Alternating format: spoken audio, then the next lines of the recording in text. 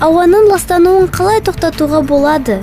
Ауа мұнай мен көмір сияқты қазбалы отынды жағу арқылы ластанады. Мұнай мен көмірді қайта қалпына келмейтін энергия көздері деп атайды. Өйткені олардың жердегі қоры шектеулі.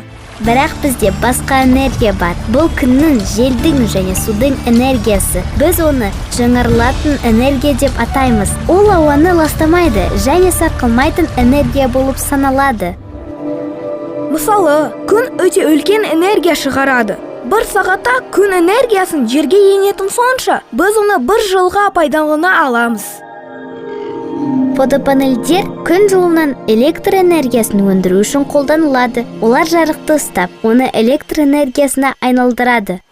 Адамзат ежелден жел энергиясын пайдаланып келеді. Жел желкенді кемелерді айдап, жел диірмендерін айналдырады. Ал бүгін адамдар электр қуатын жел энергиясынан алады. Жел қуаты электр энергиясын өндіретін жел турбинасын қосады.